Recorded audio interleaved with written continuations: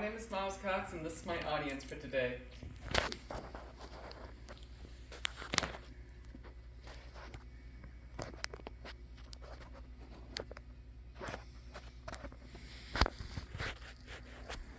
Do you know someone or have heard of someone that was in the foster care system? Do you know about the hardships that they go through?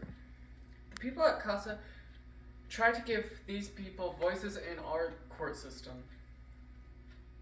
I'm here today to convince you to donate or volunteer to CASA of the South Plains.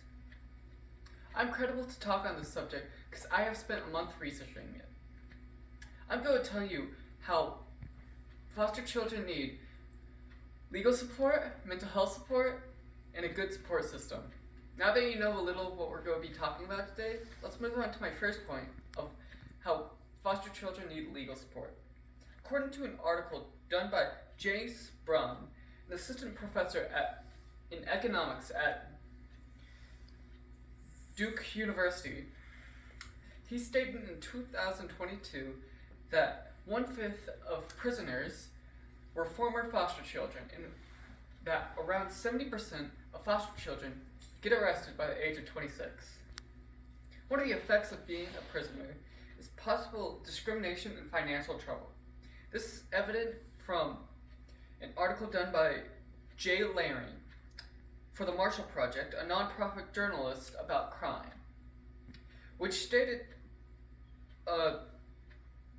that after spending 10 years in prison, Simpson struggled to find housing where she was welcomed and could actually afford it. She spent 4 months living under highway overpasses, saving her money from her work at a chicken plant, around $5,000, to buy a road-worn Lexus with over 200,000 miles on it. Now that you see how the legal system affects foster children, let's move on to my second point of how kids need good support systems. Kids need support systems because according to Joseph M. Price, a professor at the Department of Psychiatry at San Diego University, he said in January 2000 that recent research suggests that children with peers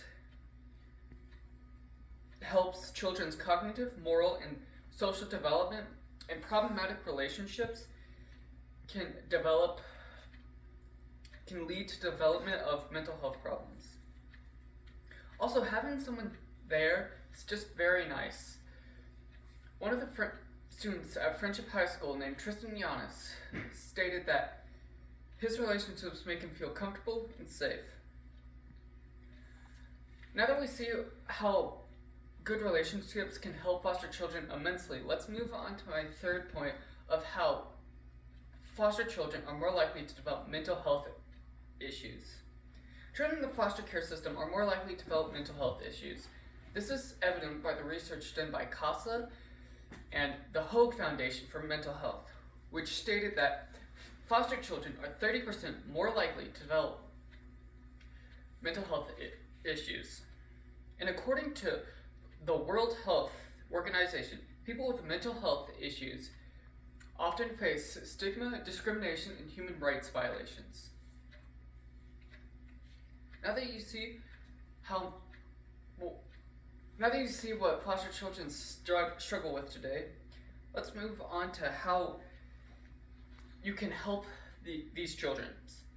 To help foster children, you can donate to CASA monetarily, helping a large variety of children.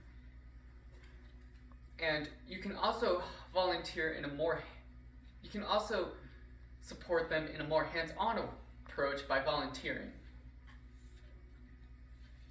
The money you donate will go to funding personal staff, training volunteers, finding stable homes, and more fundraising. If you volunteer, you will be helping with the social workers, interviewing people about the child, making recommendations on issues for the child, and forming connections with the child. You can volunteer by going to CASA's home website, clicking on the volunteer tab, scrolling down to the bottom and clicking on volunteer today, fill out the required form and click submit. If you want to donate, you can go to CASA's homepage and click on the donate button in the upper right hand corner, and you can input the amount you want to donate and other required information. Now that you know how to help the foster children, let's look at what that help prevents. Imagine for a moment you're a kid in the foster system, about 6 to 9 years old, who doesn't really know your legal rights and can't really navigate the legal system on their own. Foster children struggle having a voice in the legal system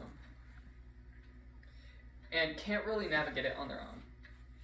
If foster children are not taken care of properly with help of adults, they could end up on the wrong path and end up making bad decisions that they may not be able to come back from.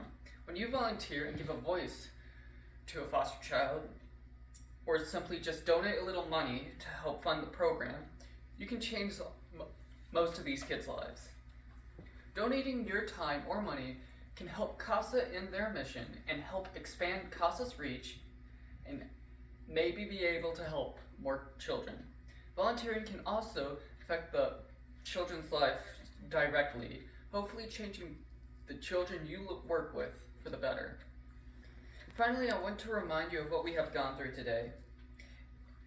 I want to remind you of how foster children struggle with legal support, getting a good support system in place, getting mental health support. I hope I have convinced you to donate or at least volunteer to CASA of the South Plains and help the foster children in your communities. Before I go, I would like to thank you for listening today, and I would hope that most, if not all of you, would help foster children. Thank you. These are my audience for today.